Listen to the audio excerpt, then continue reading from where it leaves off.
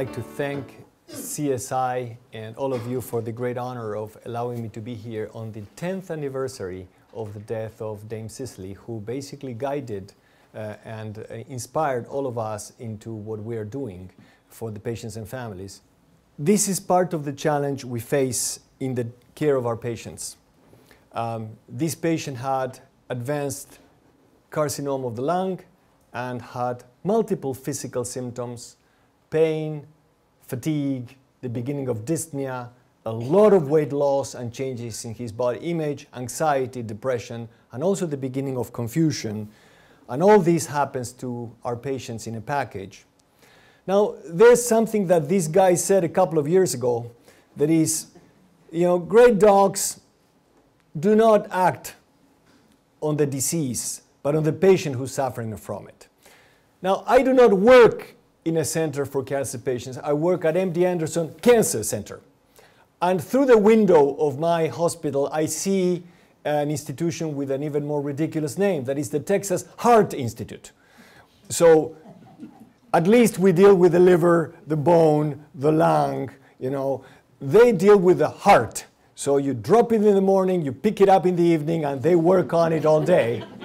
And in a sense, for many, many years, we've been working on a very mechanistic approach to health. And it's okay, because if I get sick, what do I want? I want my cancer to go away. I want my heart disease to go away. Regrettably, 100% of us are going to die. And 1 in 3 of you are going to get a cancer. And those of you who get a cancer, half of you will die of that cancer. And those of you who do not get a cancer are also going to die. So Irene wanted to have this on a high note. But it's very important for us to realize that this is about us. And the problems happen in large numbers. And the suffering happens in considerable numbers to a lot of us when we get sick. I worked a lot of time trying to figure out different symptoms as different pathophysiologies, and it took me a long time to figure out that the reason why all this happens together is because it happens in my brain, and the tumor and the disease talks to the brain, following afferent somatic and autonomic nerves, tumor byproducts, and my immune response to the presence of the disease. So that's one of the reasons why a lot of symptoms happen together to us. And when I'm ill, my family is ill. So the family as the unit of care was defined to us by Dame Cicely, and it continues to be an enormous challenge, an enormous opportunity to secure help for our patients. I may feel very ill, and I may get that named as a disease, but it's this overlap between me feeling very bad and the disease name is not a perfect overlap as we're showing here. So I feel very ill. My doctor gives a name to that feeling ill, and I get a treatment to help that disease and perhaps make me feel good. But that way I feel is impacted by experience, memory, social, cultural, spiritual, and personality issues. There's a lot of issues that I bring to that disease that will impact on the way I feel. Hopefully that treatment will impact my illness, my disease, my symptoms, but we need to remember that when I feel very bad and I'm expressing a lot of symptoms, it might be my lung cancer, it might be the targeted therapy I'm getting to treat that cancer, but it also might be that I lost my job, that I have emotional burden, and that I'm going through a divorce. And all that has impact on the way I express all this symptom distress. In the case of cancer, that is where I spent most of my life doing palliative care in cancer, we have done an extraordinary job at staging, molecular profiling, and treating cancer. We have also done reasonably good work at dealing with the comorbidities that accompany disease, the heart, the rheumatology, the dermatology.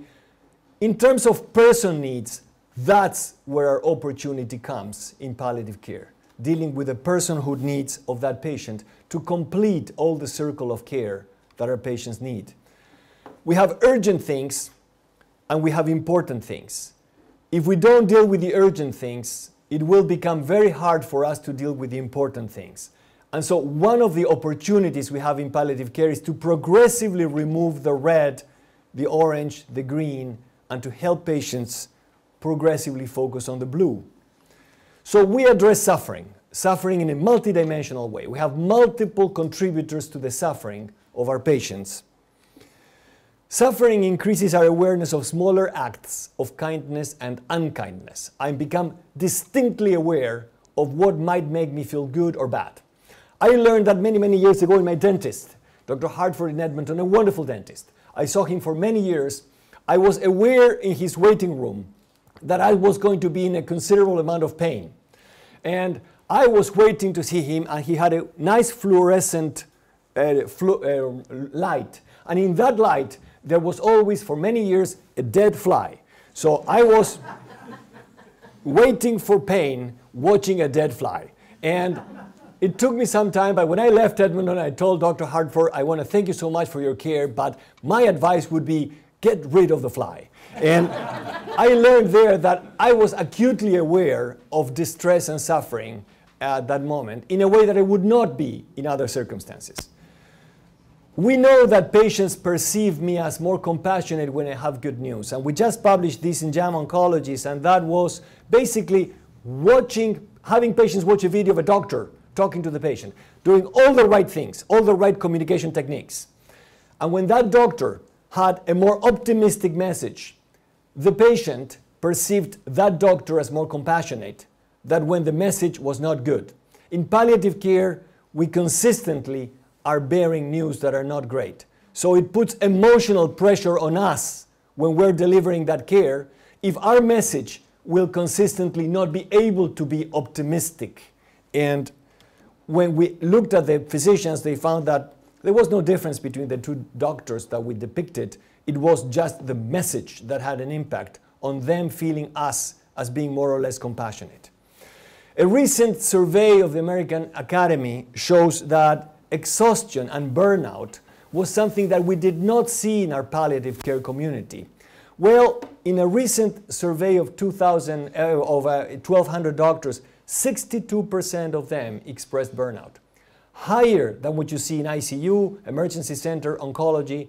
So suddenly, the delivery of palliative care is associated with considerably high levels of burnout.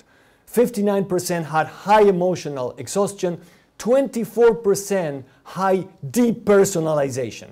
So the working in pressing environments delivering palliative care can potentially be toxic, something that we did not recognize 20 or 30 years ago, perhaps because the environment was different. Younger age, more than 50 hours a week, less colleagues in practice were associated with higher burnout. So there's higher level of burnout, more than in previous hospice and European data, and there are predictors of burnout. Can we help our practice? Can we help our patients? Can we make them feel better? And in the process, can we help ourselves? Can we create a placebo effect in our palliative care encounters? If we increase expectation of relief, we can increase placebo. Placebo can potentiate my interventions. So the opioid I give to a patient who expects to feel better, it's going to work better. The laxative, the hypnotic, whatever treatment I give my patient in an environment where my patient expects to feel better will work better. Can I decrease the expectation of suffering, and that will make our patient feel better? So what can we do? Well, one of the things we learned is that it's important to phone our patients. So we did a randomized controlled trial of methylphenidate for fatigue, and we randomized patients to receive methylphenidate or to receive placebo. And we randomized a similar group of patients, about 100 patients, to receive the drug or the placebo. And they were randomly assigned to receive the placebo or the methylphenidate for a period of about a week. All the patients receive a nurse phone call every 2 to 3 days to measure how they were doing and to do the assessments and so on. At the end of the study, methylphenidate resulted in an extraordinary improvement in fatigue of 9 points in the FACITA-F scale. If you look at the erythropoietin studies, the improvement was 3 points. This was 3 times higher than the improvement we saw in other studies, so very robust improvement. Placebo was highly powerful too. It was as potent as methylphenidate, extraordinarily powerful. In the ESA scale, almost 3 points improvement, very big improvement. Placebo did very well too. When we looked at sleeping at night, could methylphenidate during the day help our patients rest better at night? very dramatic improvement in night sleep when we gave methylphenidate. Placebo did extremely well also, dramatic improvement. We looked at side effects of methylphenidate, and there were considerable side effects of methylphenidate, none of them severe, but quite a few patients reported it. Quite a few patients reported side effects to placebo too, considerable side effects from placebo. So placebo improved fatigue, other symptoms, and night sleep. Placebo had toxicity. Both groups received phone calls from a research nurse. Did the nurse phone call make our patients feel better? So we went back and said, let's look at this again. But now, let's add a group where there's a phone call and a group where there is not a phone call. So we had this, basically we wanted to see if the methylphenidate helped, but also if the nursing phone call helped. So 4 groups, methylphenidate with a nursing phone call, methylphenidate with a student phone call who was just measuring the symptoms, placebo with a nursing phone call, placebo with a student phone call. And there we randomized the 200 patients to similar groups, all of them. And we found that methylphenidate had a very robust improvement of fatigue. Placebo did actually a bit better than methylphenidate. The nursing phone call was highly effective in improving the patients. The student phone call was similarly highly effective in improving the patient's symptoms. So phoning the person did seem to have an extraordinary effect in making them feel better. So the phone calls dramatically improve the patients. We have not tried yet an answering machine or a parrot, but human contact helps. Phoning our patients does make them feel better. And placebo did make patients feel better. We decided to also say, can we give you a prompt sheet before you come to see us as a visit? And prompt sheets can help patients think about what questions would they like to ask when they come to see me. So we gave those prompt sheets to patients as compared to a general information sheet about what palliative care is and management of symptoms. And we measured the results of the patients perceiving the prompt sheet as more effective in communication or in communicating with their doctor. They were happy with the care they received, but they considerably more frequently said, this prompt sheet is helping me feel better. The duration of the consult was not any longer, the number of questions was not any bigger, but the quality of the questions appeared to be different. Patients were able to think about some questions that might perhaps be more meaningful to them and try to ask those questions. So we need specific for clinics. We have now palliative care specific prompt sheets. Women ask more questions. Those of you who do driving know that. And basically, women ask a double number of questions as compared to males. But maybe better questions and better time is important in delivering the care. Better than brochures, easier to implement, not done very frequently in clinical practice. Sit when you visit your patient.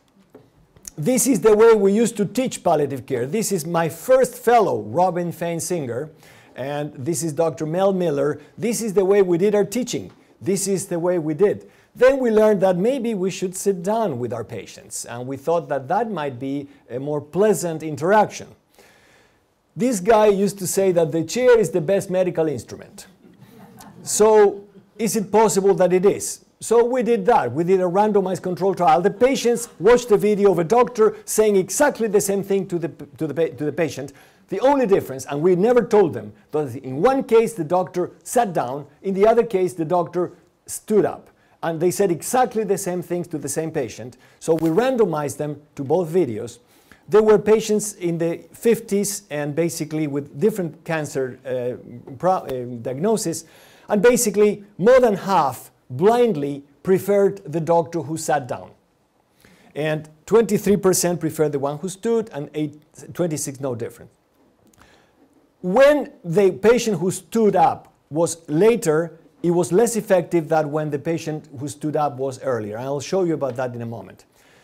They perceived the patient, the doctor who was sitting, as more compassionate, spending more time and spending more time in minutes as compared to the doctor who was standing in front of the patient.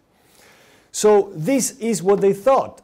that they wanted the best for the patient, encourages patient involvement. All those questions were answered significantly higher only by the act of sitting. Just by sitting, the patient perceived all that as being more significantly effective.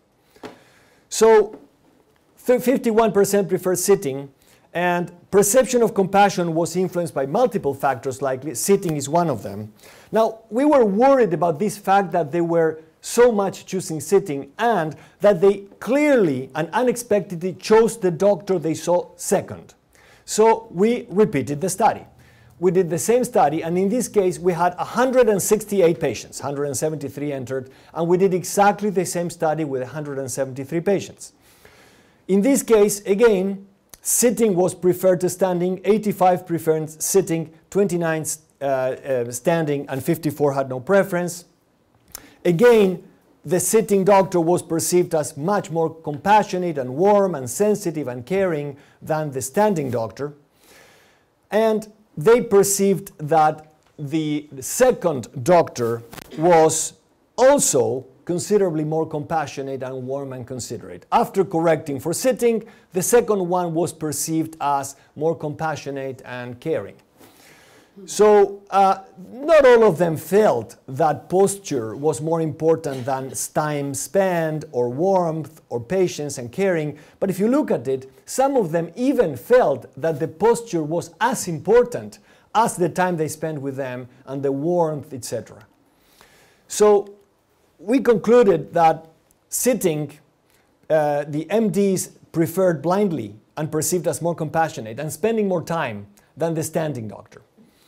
And the other thing we learned is the secret of why the doctor is preferred to the student or to the resident. Because the professor always enters the room second. So never relinquish that privilege. Always get second, because otherwise you might learn bad news. They might like your student more than you. But the reality is posture seems to have an impact. Examining our patients. In this time of MRI, molecular profiling, laboratory, examining the patients seemed to be obsolete, seemed to be less relevant than it used to be, and unnecessary for practice. So laying the hands on our patients, listening to our patients, does that make a difference in the way they perceive us? So it is an essential part of the medical encounter, but it takes time. It requires the patient to undress, it requires privacy. Some physicians have stopped doing it regularly altogether. And we decided to ask patients what they felt about it. And we asked patients who had quite a significant amount of advanced disease.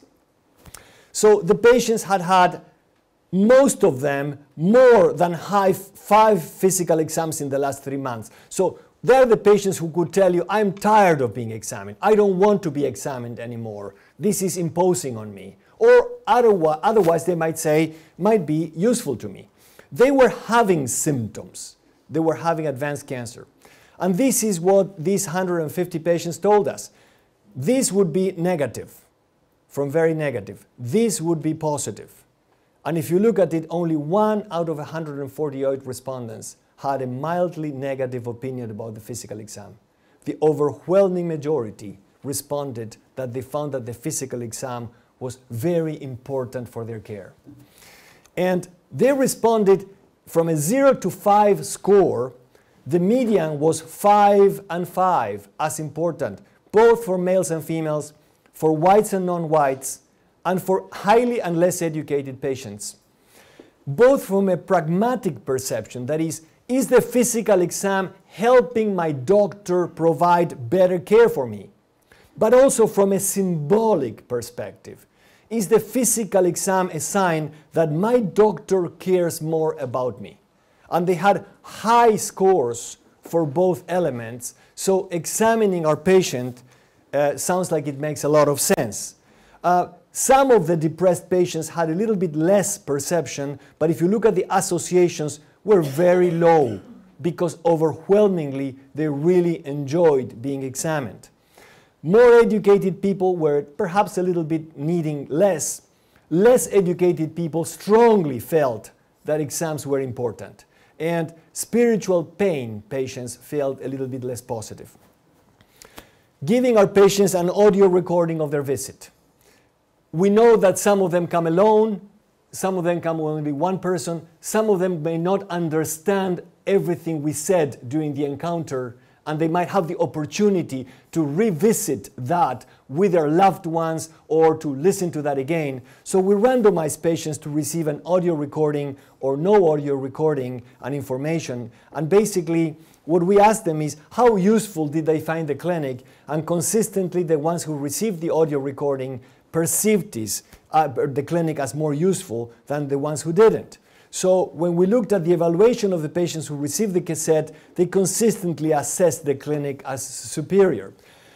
Their median use of the tape was 2 times more after the visit, and the family also used it a median of 1 time. So their family who were not present had access to the recording at least 1 time.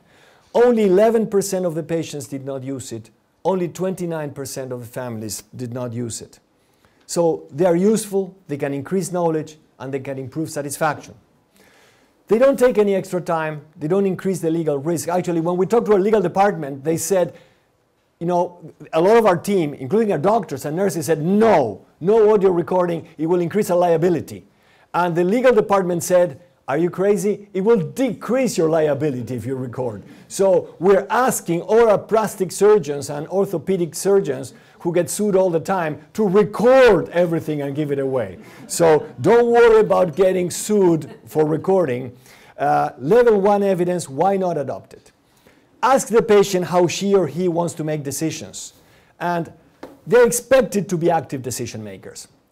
And basically, less educated, older and minority patients might prefer less decision making. So we went to 60 breast cancer patients and we asked them, how do they want to make decisions?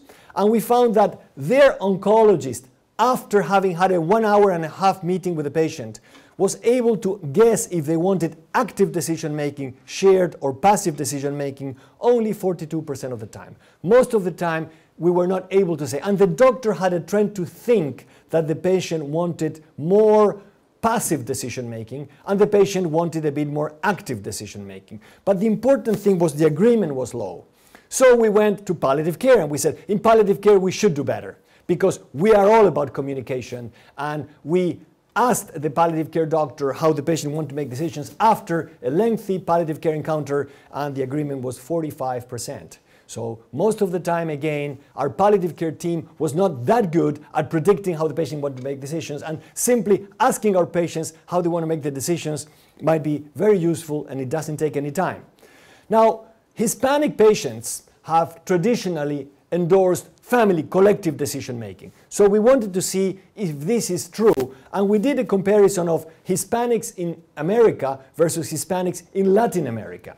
And we used that sample to see if acculturation to American life had an impact on the way Hispanic Americans wanted to make decisions. And we found out that in 91 Hispanic patients and 296 in Latin America, the choice was clearly more for passive and shared decision making among the Latinos living in Latin America.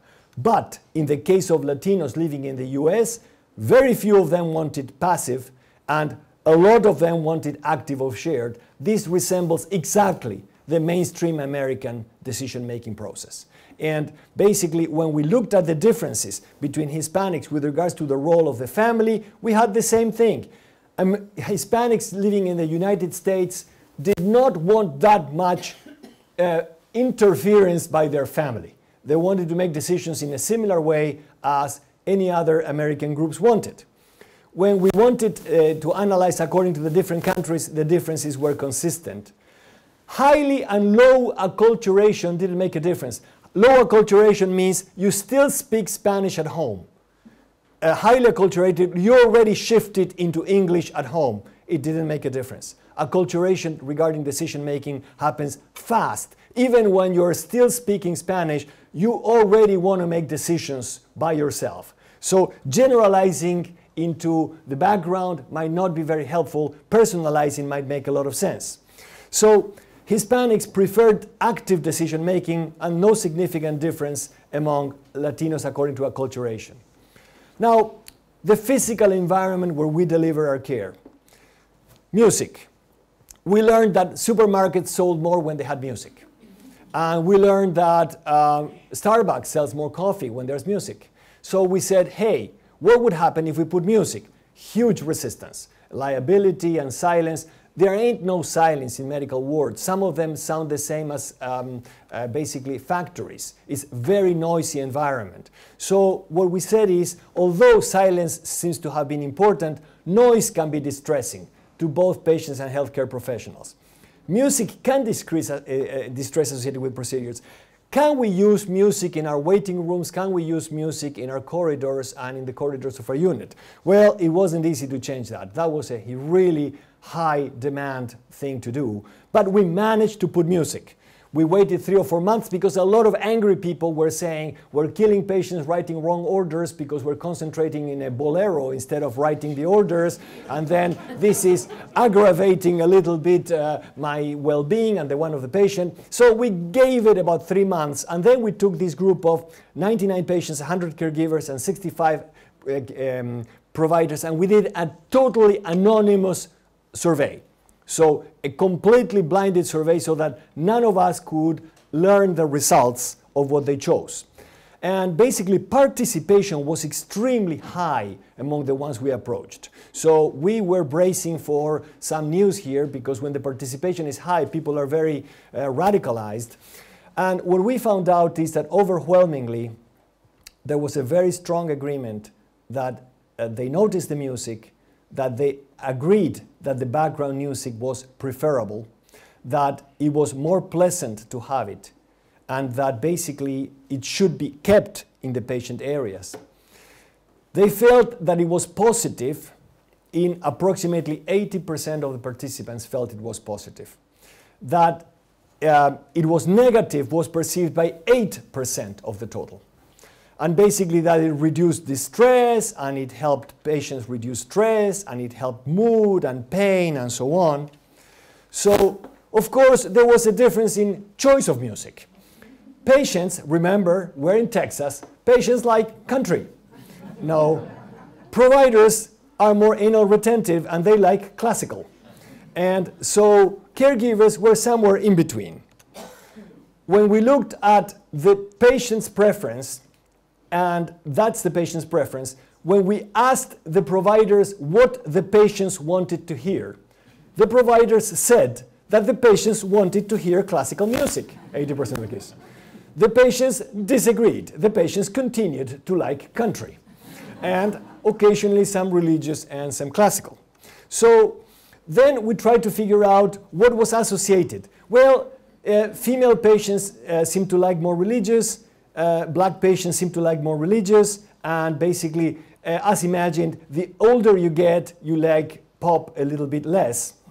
So there was some differentiation, but overall, the music was highly regarded as soothing and helping the environment of care as compared to the environmental noise. Abolishing the waiting room and finding a smiling face and training ourselves in a disciplined manner to abolish the waiting room where the patient comes and you have half of the people sitting in wheelchairs, in stretchers, half of the face missing, and basically avoiding that and providing the privacy of care, the dignity of getting checked in, and welcoming those who do not come with walking but come in wheelchairs or stretchers, having the signs and the art on the ceiling where they can see it when they're being wheeled in, and having the music in the environment. Having a bed instead of an examining table, so the patient can lie down comfortably on a mattress, and having enough chairs so that the family can sit by their side, even when it's an ambulatory visit. Visiting them where they are, rather than having them feeling ill to visit us in 5 or 6 or 7 different places and lining up to see us. Providing the settings where discussions can take place, the nice compassionate settings, and using the space like a fluoroscopy room, like an interventional room. So this is our staff. There you can see the music, and there you can see that we changed the light. We put some cellophane paper to make it pinkish rather than typical fluorescent. We wrapped cellophane paper that was pink, and we changed the color. Big issue with fire hazard. We were accused of everything, including terrorism, but we got away with that, and the pink cellophane stood there. It was removed 2 or 3 times. We put it back. We said we're not going anywhere, and now it stayed. Our visitors and our activities, our resident and artist walking into the room and measuring how the patients are feeling. And in this case, this is the painting that, the drawing that our artist did of the story that our writer wrote that the patient said. This is teaching is my biggest purpose. I was born in difficult circumstances, and as a little girl, an angel came and told me that life would not always be this way, and that even everything would be right. And that was the image that was meaningful to that patient at that moment. This was the other drawing we made after listening to what the patient's story was. I'm a warrior, it's in my heart. I hunt deer in the woods by my home, gather food and grow vegetables. I'm still hunting now with Sitting Bull and the Warriors. And he wanted this featured in his memorial service. So walking in, measuring, defining it. And this is the other image. One day he saw his granddad and his dad, both dead for years, at the table wearing their uniforms at the weekly family dinner, and he knew he should join the Navy. The patient wanted to record other experiences after this one for the benefit of his family. This is clear, this is clear. And the family interpreted in the widest possible way, forcing that into the healthcare facilities. We are next door to the leukemia floor. You can't imagine what a mess it was to get the extended family like this one through the leukemia floor. It was very tough, but we got it. And with the help of a wonderful program named Pause that picks up your pet and delivers your pet to your hospital bed, we got the family involved. In a more extensive way, this patient hadn't rested for a long time, and it took minutes after the arrival of the pet for her to basically take a nice rest. Family allowing to come and visit us, all type of relatives, including those relatives that I personally hate, but we let them in because they're their families. So this patient, father and mother, had a daughter who was getting married. He had myeloma, renal failure, was sinking into progressive hypoactive delirium. We had to threaten, seduce, and bribe the nephrology team to dialyze this patient. And we started methylphenidate. And this is the groom, and this is the bride. And basically, this is our chaplain, Steve Thorney, that is desperately trying to show up in the picture here. And the wedding took place in the palliative care unit. And therefore, we moved this enormously meaningful time, and Dad passed away 2 days later. These are outcomes of our care. These are meaningful outcomes that we can measure. These are meaningful outcomes for the delivery of care. In this case, the patient was getting married. And a great French doctor many years ago said that basically hospitals somehow resemble the state of civilization.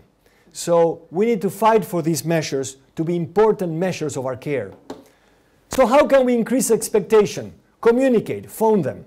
Maybe give them and prepare a prompt sheet. Sit when you visit them. Always examine them, even if you think that the MRI is doing the job for you. Offer some audio recording. Ask how they want to make some decisions. Play some music. Try to abolish as much as possible the waiting room, get the smiling clerk, no exam room, pink light, sign on the ceiling, welcome pets, and weddings. Person-oriented care is not particularly interesting to the powerful in medicine. The pharma industry, the insurance cartels, hospital, university leaders, they don't see that as important as it should be. But we see it as very important. There are barriers to personhood care. And those are deans, hospital directors, ministers of health. They are the ones we should educate. And we should ask them, how are you and your family going to die if you don't have these components of care? Challenge ourselves, challenge them, because little changes can go a long way. We cannot turn the end of our lives into a picnic. We cannot turn it into a trivial event. It will be an event of great meaning and great suffering, but we can really alleviate a lot of unnecessary suffering. And in the process of doing that, we can create enormous quality of life for our own care teams. So our challenge is to set up those little changes, those systems, and to allow our patients and families to express their suffering, us to relieve their suffering, and if possible, take some paper and pencil, measure the results, and publish it so you can help us all move it to the next level. Thank you very much.